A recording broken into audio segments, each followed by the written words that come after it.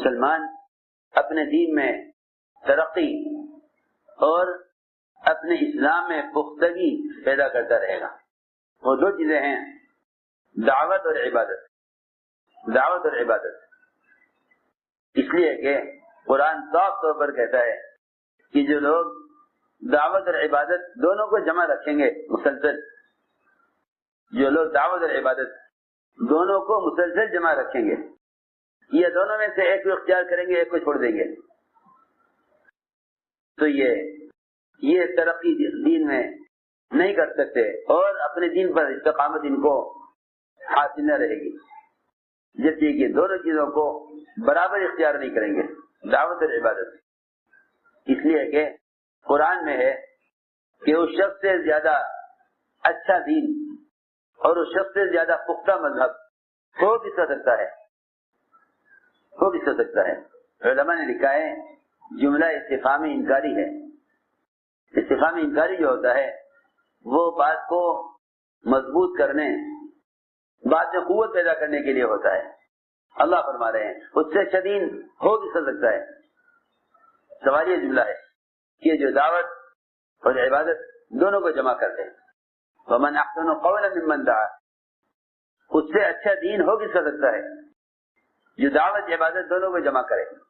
علماء نے لکھا ہے کہ یہاں قول سے دین اور مذہب مراد ہے. یہاں قول سے دین اور مذہب مراد ہے کہ مسلمان کو اپنے دین پر استقامت نہیں ہو سکتی اپنے دین کی دعوت کے بغیر.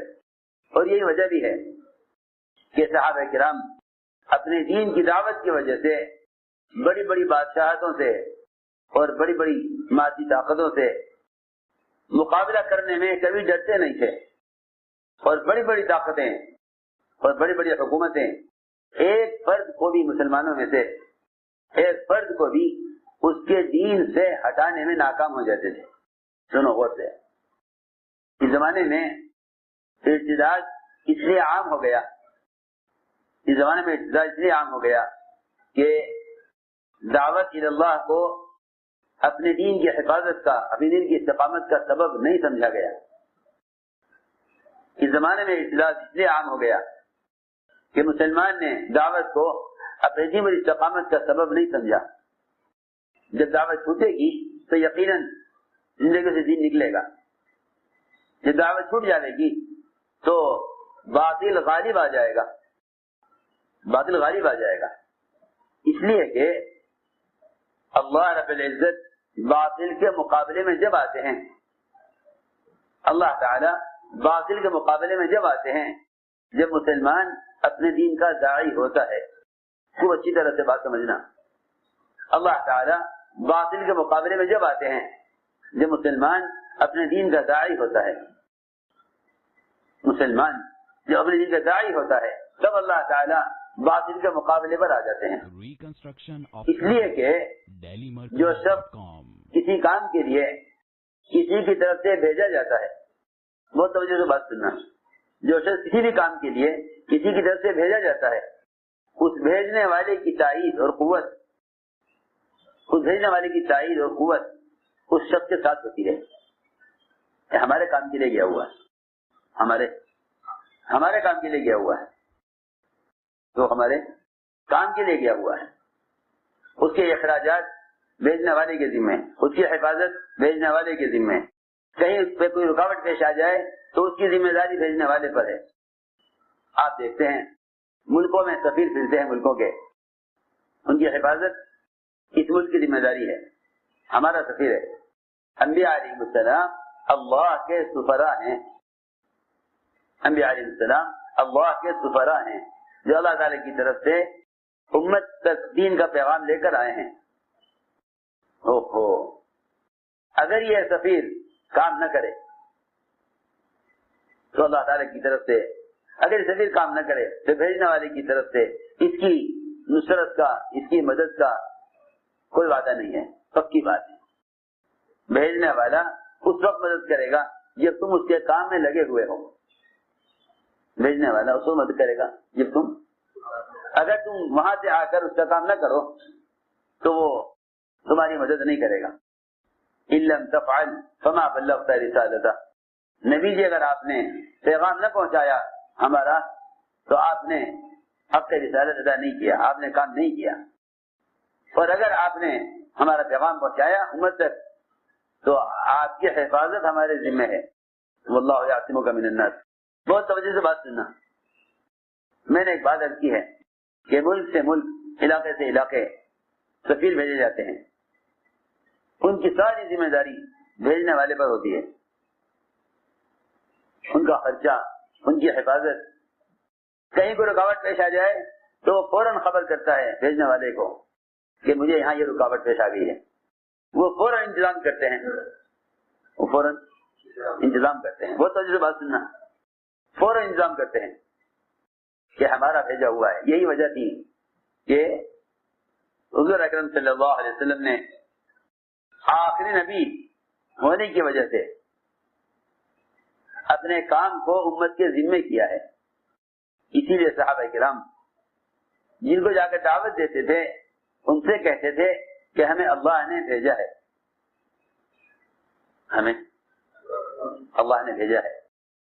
دیکھو بہت غور سے سننا، کہتے ہمیں اللہ نے بھیجا ہے، روایت میں ہے اللہ ابتعثنا، ہمیں اللہ نے بھیجا ہے۔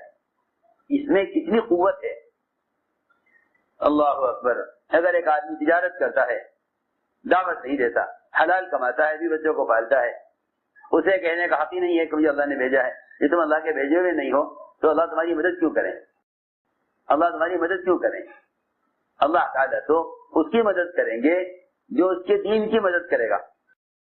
پکی بات، اللہ نے قرآن میں شرط لگا دی ہے، اللہ نے قرآن میں شرط لگا دی ہے، اگر تم اس کے دین کے مددگار ہو تو اللہ تمہاری مدد کریں گے، اور اگر تم اس کے دین کے مددگار نہیں ہو تو پھر اللہ تمہیں تیار مددگار چھوڑ دیں گے۔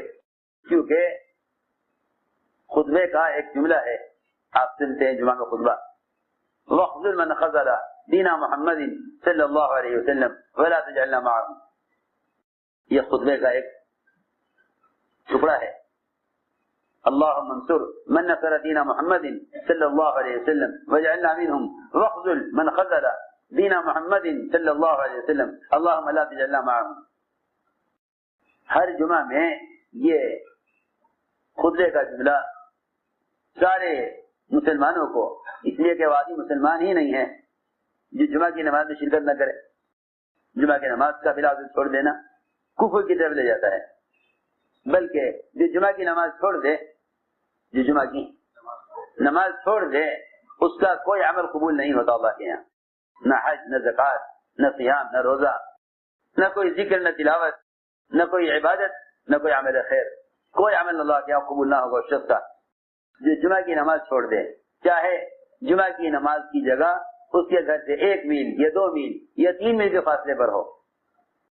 یہ فرمایا حدیث میں نے عرض کیا کہ یہ جمعہ کی نماز میں خطبے میں سنتے ہیں اللہم انصر من نصر دین محمد صلی اللہ علیہ وسلم وجعلنا منہم، اے اللہ تو اس شخص کی مدد کر جو تیرے دین کا مددگار ہے، جو تیرے دین کا مددگار ہے،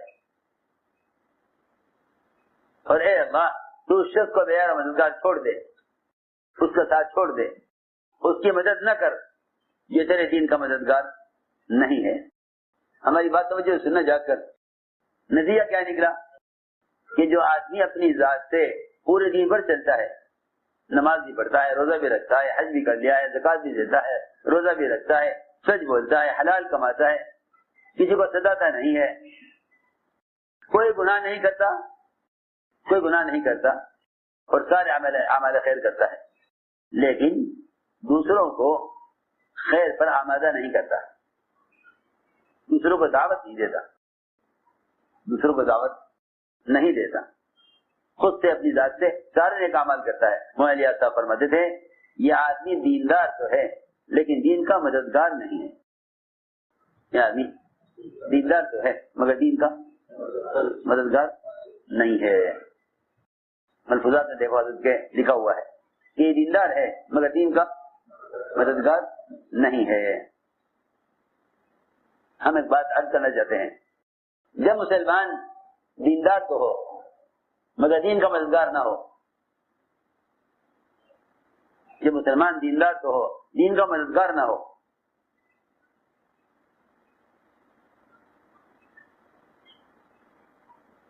ہماری بات توجہ سننا. ایک آدمی کے پاس مال ہے, اس سے اپنے مال سے ساری ضروریات پوری کرتا ہے, مگر تجارت نہیں کرتا, تجارت نہیں کرتا. اس کے پاس مال ہے, اس مال سے اپنی حاجت پوری کرتا ہے. آپ کہیں گے, اور ہر شخص یہ کہے گا کہ اس کا یہ مال ایک دن ختم ہو جائے گا.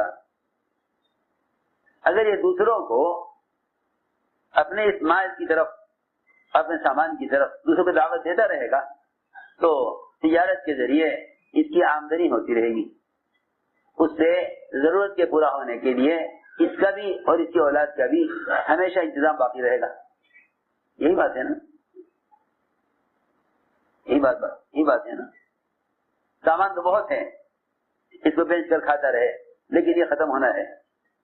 جب تک یہ اپنے سامان کی طرف دوسروں کو دعوت دے کر اپنے سامان کو بیچے گا نہیں اور دوسروں کو پیش نہیں کرے گا, اس وقت تک یہ اپنی اس موجودہ پونجی سے ہمیشہ فائدہ اٹھانے والا نہیں ہو سکتا. میں مثال دے رہا کہ آدمی اپنی ذات سے عمل تو کر رہا ہے, یہ عمل کی استعداد ہے, لیکن اس استعداد کو باقی رکھنے کے لیے, اس کو بڑھانے کے لیے, اس استعداد کو باقی رکھنے کے لیے ضروری ہے کہ یہ دوسروں کو اپنے عمل کی طرف دعوت دیتا رہے. اللہ تعالی نے قرآن میں شرط لگائی ہے, فرمایا ان تنصروا اللہ ینصرکم ویثبت اقدامکم, کہ اگر تم اس کے دین کے مددگار ہو تو وہ تمہاری مدد کرنے والا ہے اور تمہارے قدموں کو دین پر جمانے والا ہے, تمہارے قدموں کو دین پر جمانے والا ہے. یہ اللہ نے قرآن میں شرط لگائی ہے.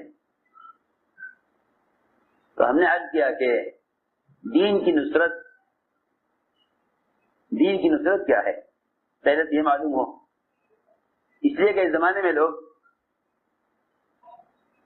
مسلمانوں کی ضروریات پر مال خرچ کر دینے کو دین کی نصرت سمجھنے لگے ہیں. اس لیے مالداروں کی جسمانی قوت اور وقت یہ تو خرچ ہوتا ہے مال کمانے پر. جسمانی قوت اور وقت خرچ ہوتا ہے مال کمانے پر. پھر اس کمائے ہوئے مال کو دین کے تقاضوں پر خرچ کر دینے کو مسلمان دین کی نصرت سمجھتا ہے. حالانکہ یہ بہت آسان ہے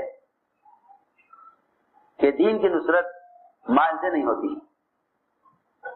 دین کی نصرت مال سے نہیں ہوتی. دین کی نصرت مال سے نہیں ہوتی. مال سے تو مسلمان کی نصرت ہوتی ہے.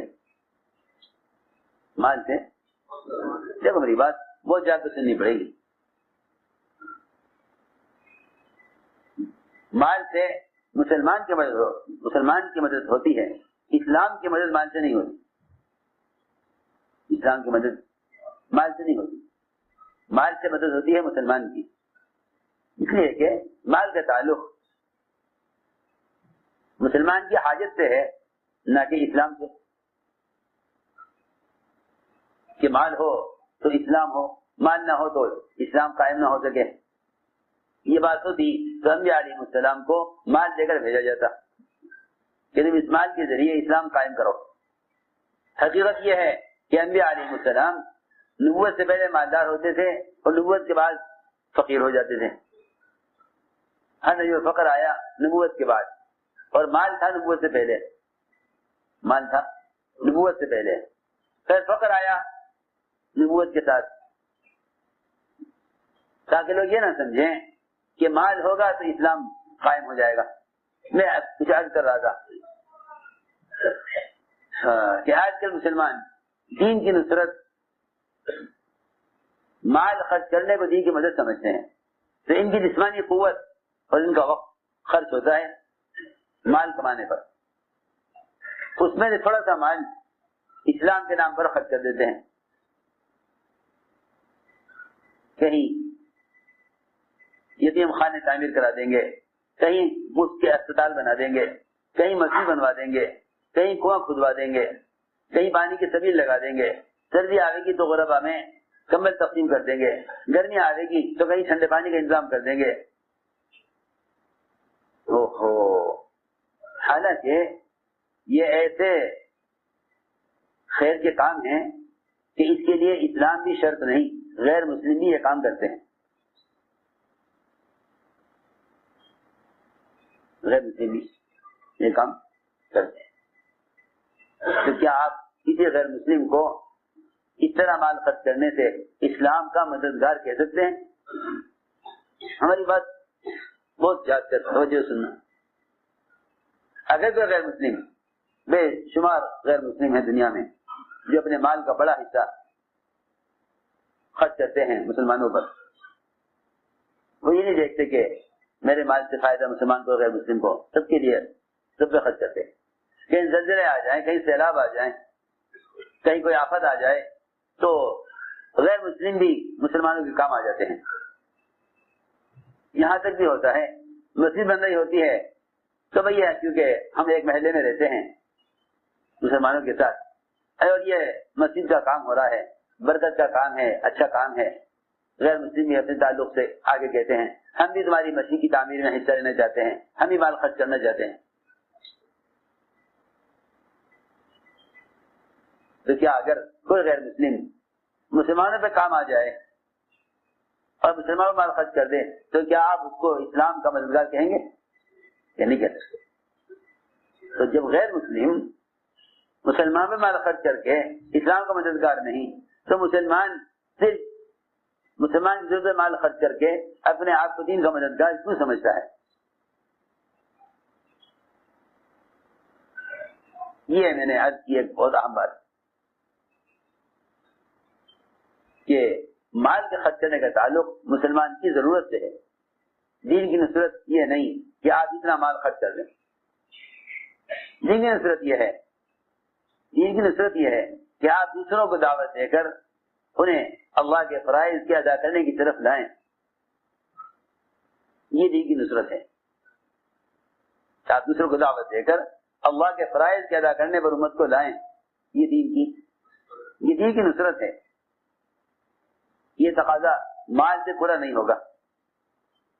اس تقاضے کے لیے اپنے بدن کا استعمال ہونا ہی اصل ہے. یہ مدد مال سے نہیں ہوگی.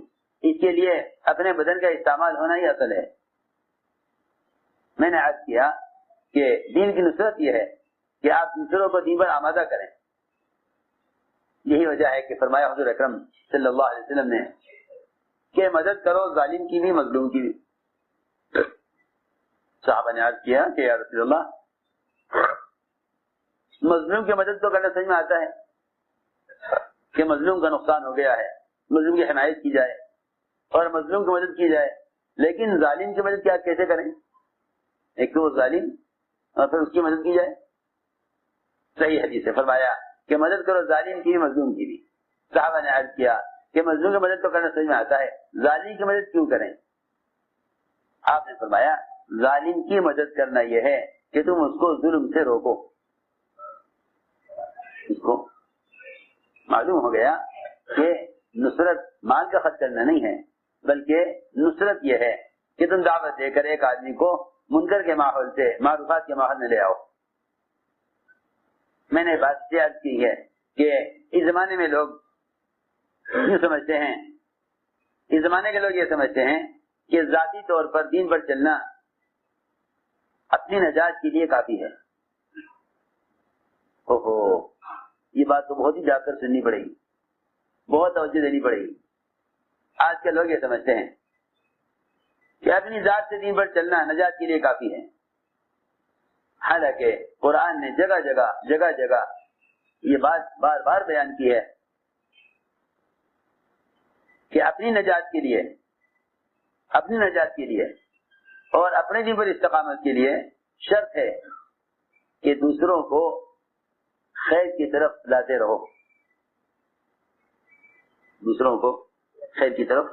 لاتے رہو. اپنی نجات کے لیے، اپنے دین پر استقامت کے لیے ضروری ہے کہ دوسروں کو خیر پر لاتے رہو اور دوسروں کو خیر پر آمادہ کرتے رہو. اپنی نجات کے لیے، اپنے دین پر استقامت کے لیے ضروری ہے کہ دوسروں کو خیر پر آمادہ کرتے رہو۔ قرآن نے اس کو کھول کے بیان کیا۔ ایک جماعت دعوت دینے چلی ایسی قوم کو جن کی ہلاکت کا اللہ نے فیصلہ کر لیا تھا، ان کے گناہوں کی وجہ سے، ان کے فسق و فجور کی وجہ سے اللہ نے ان کو ہلاک کرنا طے کر لیا تھا۔ ایک جماعت گئی ان کو دعوت دینے کے لیے، تو لوگوں نے کہا کہ بھائی اب اس کام سے کوئی فائدہ نہیں ہے، سنو غور سے، اب اس کام سے کوئی فائدہ نہیں، کیونکہ اب یہ لوگ گناہوں میں اتنے آگے چلے گئے اور بدکاریوں میں اور گناہوں میں اتنے آگے بڑھ گئے کہ اب اللہ نے انہیں ہلاک کرنے کا، انہیں عذاب دینے کا فیصلہ کر لیا ہے۔ اب ان کو دعوت دینے سے کوئی فائدہ نہیں ہے، یہ اللہ نے ان کو ہلاک کرنا، عذاب دینا طے کر لیا ہے۔ دعوت دینے والوں نے کہا کہ ہم تو ان کو دعوت دیں گے جا کر، کیونکہ ایک بات تو یہ ہے کہ ہم اللہ تعالیٰ کے یہاں اپنی ذمہ داری کے ادا کرنے والے مانے جائیں گے۔ ایک بات تو یہ ہو گئی، اس کا مطلب یہ ہو گیا کہ جو شخص دوسروں کو خود دعوت نہ دے، وہ اللہ تعالیٰ کے یہاں معذور نہیں قرار دیا جائے گا۔ اللہ کے یہاں معذرت اور اللہ کے یہاں عذر جب قبول ہوگا جب یہ خود اپنی ذات سے دوسروں کو دعوت دے۔ ایک بات یہ معلوم ہو گئی۔ میں یہ بات اس لیے کر رہا ہوں آپ حضرات کے سامنے تاکہ یہ گشت اور ملاقاتیں اور یہ محنت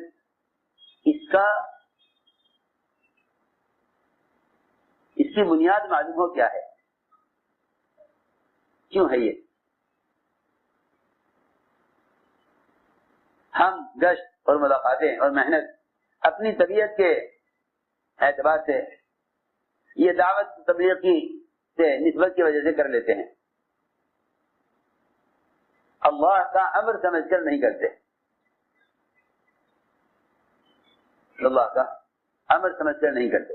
جیسے نماز اللہ کا امر سمجھ کر پڑھتے ہیں، روزہ اللہ کا امر سمجھ کر رکھتے ہیں، حج اللہ کا امر سمجھ کر کرتے ہیں، کہ ان کا چھوڑ دینا کبیرہ گناہ ہے۔ اس طرح دعوت جانا اللہ کا امر سمجھ کر نہیں کرتے۔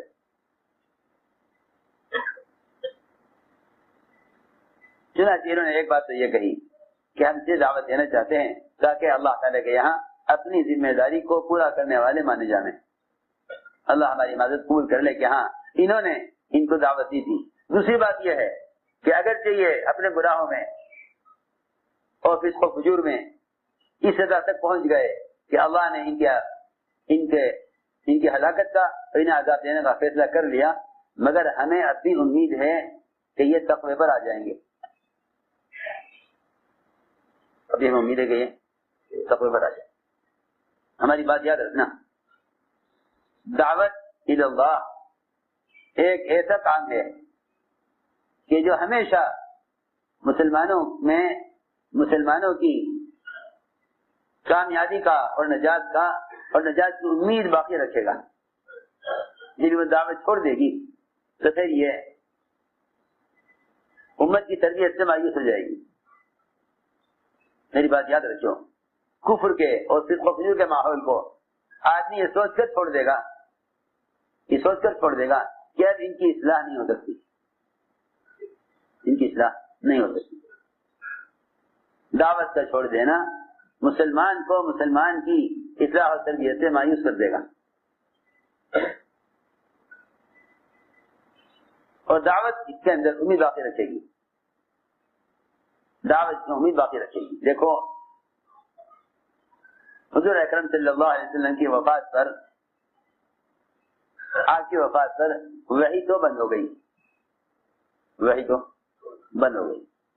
لیکن وحی کی برکات، اللہ اکبر، سب سے بڑی برکت وحی کی برکت ہے، یعنی آسمان سے اللہ تعالی کی ذات سے براہ راست ایک تعلق کا باقی رہنا اور جبرائیل کا وحی لے کر آنا، یہ بہت بڑی چیز تھی. لیکن آپ کی وفات پر وحی، میری بات توجہ سے سننا بھائی، وحی آپ کی وفات پر بند ہو گئی. اب وحی نہیں آئے گی، اب وحی نہیں آئے گی، لیکن وحی کی برکات باقی رہیں گی. وحی کی برکات باقی رہیں گی. وحی منقطع ہو گئی لیکن وحی کی برکات باقی رہیں گی. وحی کی برکتیں ختم نہیں ہوں گی آپ کی وفات سے. ام ایمن رو رہی تھی آپ کو یاد کر کے، لوگوں نے تسلی دی، کہا کیوں رو رہی ہیں؟ انہوں نے کہا کہ میں اس پر نہیں رو رہی کہ حضور اکرم صلی اللہ علیہ وسلم کی وفات ہو گئی، میں اس پر نہیں رو رہی کہ آپ کی وفات ہو گئی، میں اس پر رو رہی کہ وحی منقطع ہو گئی، اس پر رو رہی کہ وحی آنا بند ہو گئی. میں اس پر رو رہی ہوں، میں اس پر نہیں رو رہی کہ آپ کی وفات ہو گئی، وہ تو ہونی تھی ایک دن، ہر انسان کو دنیا سے جانا ہے. میں رو رہی ہوں اس پر کہ وحی بند ہو گئی.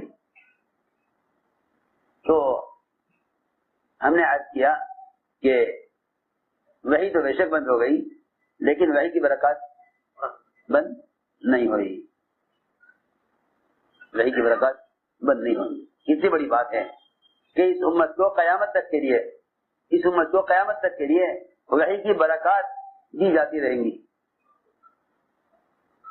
سنو غور سے، اس امت کو قیامت تک کے لیے وحی کی برکات دی جاتی رہیں گی.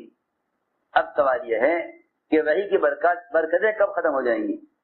یہ صاف حدیث ہے کہ جب یہ امت دعوت دینا چھوڑ دے گی تو پھر یہ وحی کی برکات سے بھی محروم ہو جائے گی. یہ امت دعوت دینا چھوڑ دے گی تو دو خیروں سے محروم ہوگی امت. دو خیروں سے امت محروم ہوگی. ایک وحی کی برکات سے محروم ہوگی اور دوسرے دعاؤں کی قبولیت سے محروم ہوگی. دونوں حدیث میں، دونوں باتیں حدیث میں ہیں. ایک وحی کی برکات سے اور دوسرے دعا کی قبولیت.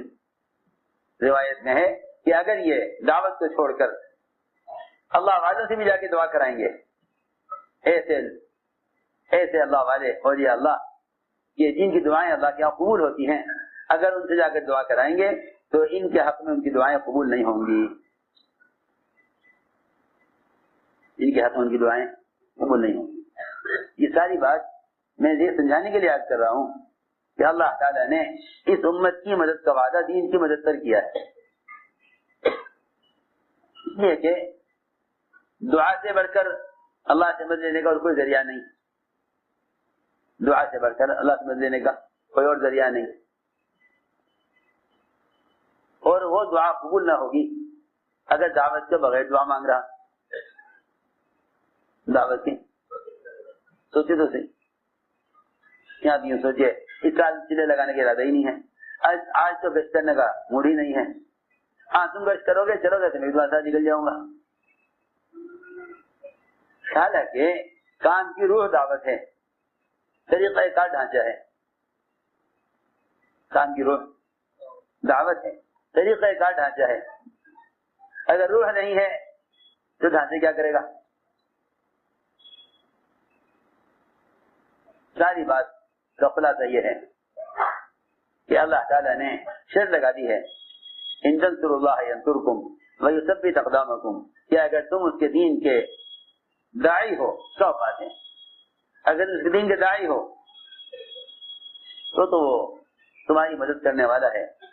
اور اگر تم اس کے دین کے داعی نہیں ہو تو جس طرح تم اس کے دین کا بے یار مددگار چھوڑ دو گے وہ بھی تمہیں بے یار مددگار چھوڑ دے گا. سنو غور سے بات. اب دو باتیں میں نے آج کی تھی شروع میں کہ جو شخص دو چیزوں کو سامنے رکھ کر چلے، دعوت اور عبادت، اللہ تعالیٰ ان کے دین میں پختگی پیدا فرما دیں گے اور اس سے زیادہ اچھا پختہ دین کسی کا نہ ہوگا. اور دوسری بات یہ ہے کہ اگر تم اس کے دین کے مددگار ہو، یہ میں عرض کر چکا آپ سے وضاحت کے ساتھ کہ دین کی نصرت خیر کے کاموں میں مال خرچ کر دینا نہیں ہے، دین کی نصرت خیر کے کاموں میں مال خرچ کر دینا نہیں ہے، بلکہ دین کی نصرت امت کو دعوت دے کر اللہ کے فرائض پر لانا ہے، دعوت دے کر امت کو اللہ کے فرائض پر لانا، یہ دین کی نصرت ہے۔ اللہ تعالیٰ نے یہ وعدہ کر لیا قرآن میں کہ اگر تم اس کے دین کا مددگار ہو تو وہ تمہاری مدد بھی کریں گے اور تمہارے قدموں کو دین پر جما دیں گے۔ اس کا کیا مطلب ہے؟ اس کا کیا مطلب ہے؟ اس کو سمجھنا چاہیے۔ جب مسلمان اپنے دین کی دعوت چھوڑ دیتا ہے، جب مسلمان اپنے دین کی دعوت چھوڑ دیتا ہے تو باطل کے لیے ایسے مسلمانوں کو حق سے ہٹانا آسان ہو جاتا ہے، ایسے مسلمانوں کو حق کے راستے سے ہٹانا، ایسے مسلمانوں کو حق کے راستے سے ہٹانا باطل کے لیے آسان ہو جاتا ہے۔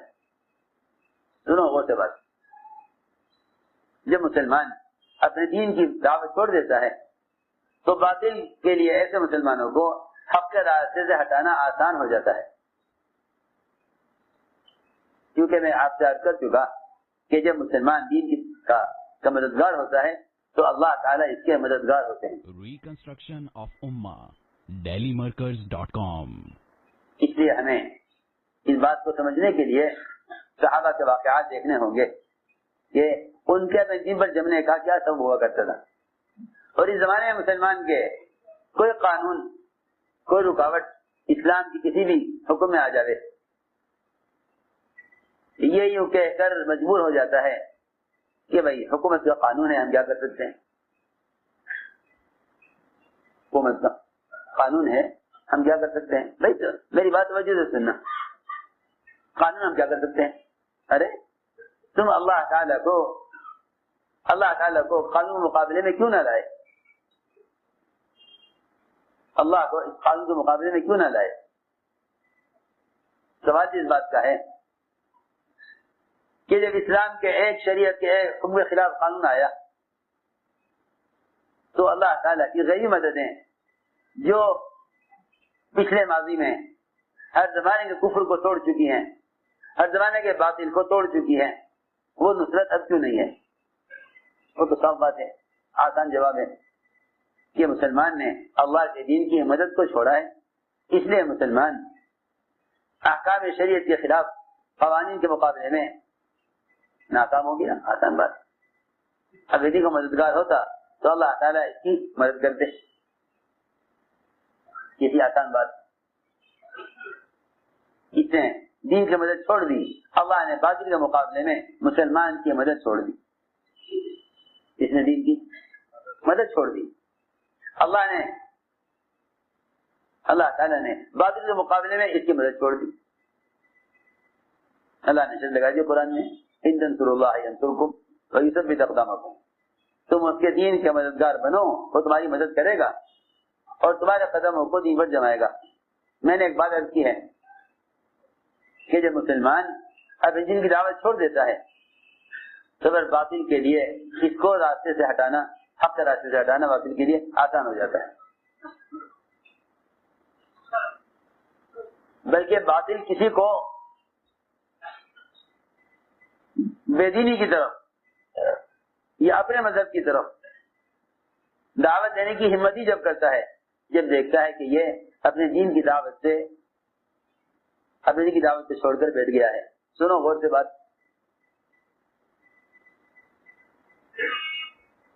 کعب بن مالک اور ان کے دو ساتھی، یہ تین آدمی غزوہ تبوک سے رہ گئے، آج جائیں گے کل جائیں گے، آج جائیں گے کل جائیں گے، جو اللہ معاف کرے ہمارا مزاج ہے سب کا، کہ ابھی تو کوئی ارادہ نہیں ہے نکلنے کا، انکار بھی نہیں کرتے، نکلنے سے انکار بھی نہیں کرتے، لیکن ٹالتے رہتے ہیں۔ کعب بن مالک رضی اللہ عنہ نے نکلنے سے انکار نہیں کیا، لیکن یہ کہا کہ ابھی نہیں، کل چلا جاؤں گا، پرسوں چلا جاؤں گا. ارے سنو سونے والوں، کل چلا جاؤں گا، پرسوں چلا جاؤں گا. چلتا رہا خروج، یہاں تک کہ نکلنے کا جس وقت حکم ملا تھا اس وقت نہ نکلے. کوئی عذر بھی نہیں تھا. معذور کے لیے تو گنجائش ہے کہ بھئی بیمار ہے یا کوئی اور پریشانی ہے کہ مجبور ہے نکلنے سے. انہیں کوئی مجبوری بھی نہیں تھی، سواری بھی دو تھی، سواری بس دو تھی، اور مال بھی تھا، سہولت بھی تھی، لیکن نہیں نکلے. حضور اکرم صلی اللہ علیہ وسلم اور سارے مدینے کے صحابہ مسلمان سب ان سے ناراض ہو گئے.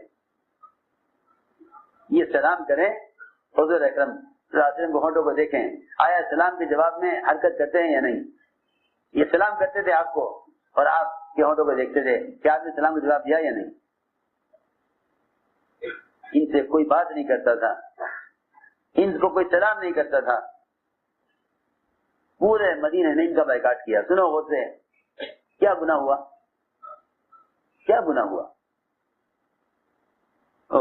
صحابہ سے جہاں بھی کوئی غلطی ہوئی، کہیں ایسی مثال نہیں ملتی کہ حضور اکرم صلی اللہ علیہ وسلم کسی صحابی سے ناراض ہو گئے ہوں ان کے کسی گناہ کی وجہ سے، سوائے اللہ کے راستے میں نکلنے میں تاخیر کرنے کے. سوائے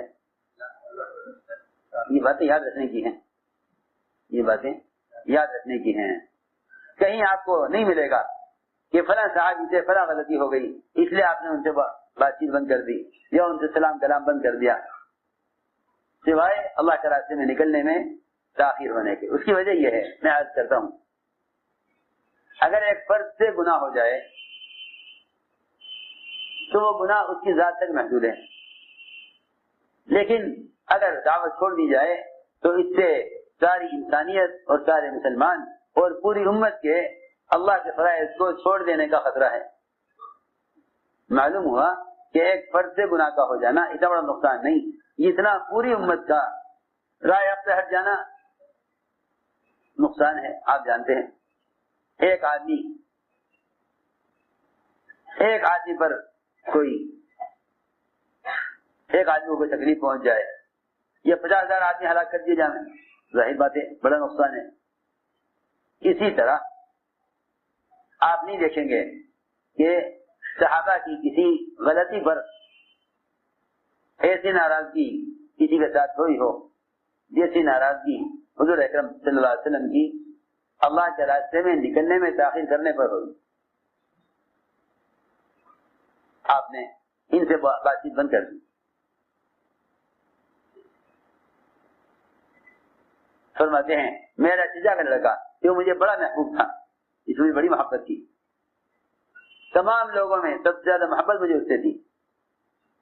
مجھے خیال آیا کہ کوئی سلام کا جواب نہیں دے رہا، یہ میرا چچا کا لڑکا ہے جو جس سے مجھے بڑی محبت ہے، یہ تو مجھے کوئی تسلی کی بات مجھ سے کرے گا. فرماتے ہیں کہ میں دروازے پر نہیں گیا اس کے گھر کے، شاید دروازہ ہی نہ کھولے کہ اللہ کے نبی ناراض ہے تو ہم بھی ناراض ہیں. فرماتے ہیں کہ میں دیوار پھلان کر سے گھر میں داخل ہوا تاکہ وہ مجھ سے ملے. میں نے اس سے کہا مجھے اور کوئی بات نہیں کرنی، مجھے صرف اتنا بتا دے کہ اللہ کے رسول سے تو مجھے محبت ہے نا. تو مجھے اتنا بھی اگر کہہ دے گا کہ ہاں اللہ کے رسول سے محبت ہے تو مجھے تسلی ہو جائے گی کہ ہاں ایک آدمی تو ہے پورے مدینے میں، ایک آدمی تو پورے مدینے میں ہے جو یہ کہنے والا ہے کہ مجھے اللہ کے رسول سے. تو میری بات توجہ سے سننا جا کر، پورے مدینے میں ایک آدمی تو ہے جو یہ کہہ دے کہ ہاں آپ کو اللہ کے رسول محبت ہے. اس امید پر اپنے چچا کے بیٹے کے گھر دیوار پھلان کر داخل ہوئے. اس سے پوچھا، اس نے کوئی جواب نہیں دیا. اس نے کوئی جواب حالانکہ انہیں معلوم تھا دوست کو کہ میرے دوست پر کیا حالات آئے ہوئے ہیں. کوئی تسلی نہیں دی، کوئی جواب نہیں دیا، بلکہ یوں کہہ دیا کہ بھائی اللہ جانے اللہ کے رسول جانے ہم تو جانتے نہیں. کیوں؟ اس لیے کہ اگر اللہ کے رسول کو تم سے اگر تمہیں اللہ کے رسول سے محبت ہوتی تو تم ان کے کام میں پیچھے نہ رہتے.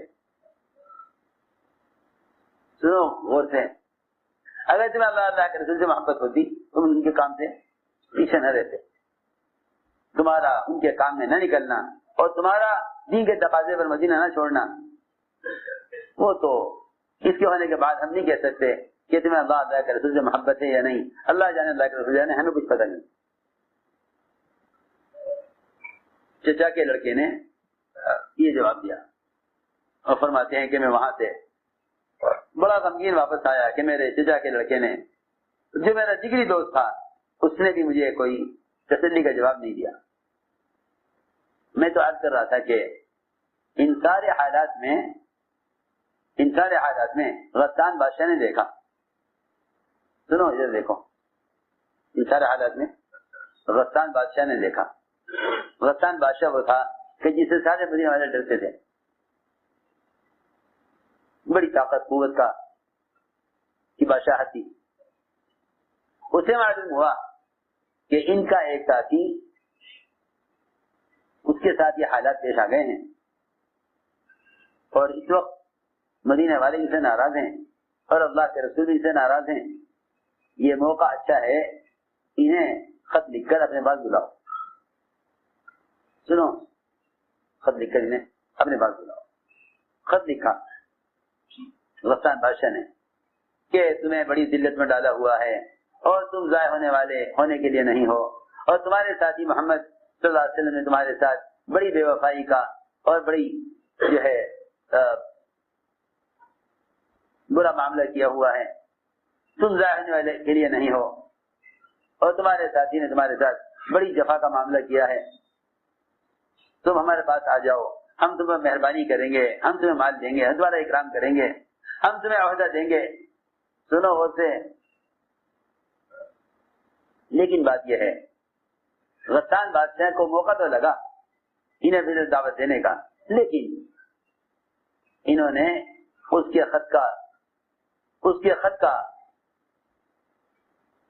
کا حشر یہ کیا کہ اس کے خط کو پڑھتے ہی تندور میں آگ جل رہی تھی, اس میں ڈال دیا. حالانکہ بادشاہ کا خط تھا, ریشم کے کپڑے میں لپٹا ہوا تھا. فوراً اس کے خط کو دہتے ہوئے آگ میں تندور میں ڈال دیا, جلا دیا. یہ بتانے کے لیے کہ ہم اگر اپنے دین کی دعوت سے بیٹھ گئے اور اس پر ہم سے ناراض ہو گئے تو اس کا مطلب یہ نہیں ہے کہ ہم اپنوں کو چھوڑ کر غیروں کی طرف چلے جائیں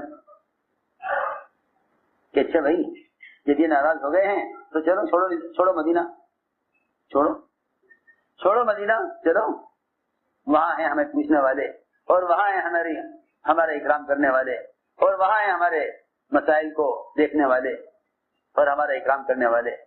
اگر یہ ہمارے ساتھ معاملہ کرتے ہیں تو ہم مدینہ چھوڑ کے وہاں چلے جائیں نہیں, بلکہ کعب بن مالک رضی اللہ عنہ نے یہ فرمایا کہ ایک مصیبت تو ختم نہیں ہوئی تھی کہ دوسری مصیبت آ گئی. ایک مصیبت تو ختم نہیں ہوئی تھی کہ اللہ کے نبی ناراض ہیں, مصیبت دوسری آ گئی. جی ہاں, کہ اسلام کے دشمن وہ ہمیں اپنی طرف بڑھا دیں. فرمایا ایک مصیبت ختم نہیں ہوئی کہ دوسری مصیبت آ گئی. اس کے خط کو جلایا اس لیے تاکہ وہ سمجھ لے کہ ان کے اندر ذرہ برابر بھی میری دعوت کا اور میرے بلانے کا کوئی اثر نہیں ہے. مجھے سارے واقعے سے اتنی بات عرض کرنی تھی کہ غسان بادشاہ کو انہیں بلانے کی ہمت اس لیے ہوئی کہ یہ ایک موقع پر اللہ کے راستے میں نکلنے سے رہ گئے, اس پر ناراضگی ہوئی. اس پر غسان بادشاہ کو خیال آیا انہیں بلاؤ اپنی طرف, کیونکہ اپنے کام سے بیٹھ گئے ہیں تو ہماری طرف آ جائیں گے. انہوں نے سخت جواب دیا کہ خط کو تندور میں جلا کر یہ بتا دیا کہ آئندہ خط لکھنے کی ہمت نہ کرنا. میں نے عرض کیا کہ بڑی بڑی طاقتیں اور بڑی بڑی بادشاہتیں صحابہ کرام میں سے ایک فرد کو بھی اس کے دین سے ہٹا نہیں سکتی. وجہ صرف یہ تھی کہ وہ اپنے دین کو لے کر حرکت میں رہتے تھے. اپنے دین کی دعوت پر تھے، اس میں ان کے دین میں پختگی تھی. اور اگر ان کے دین کے مقابلے میں باطل آ جائے، ان دین کے مقابلے میں باطل آ جائے تو اللہ تعالیٰ باطل کے مقابلے میں آ جاتے تھے. اللہ باطل کے مقابلے میں آ جاتے، اللہ باطل کے مقابلے میں آ جاتے.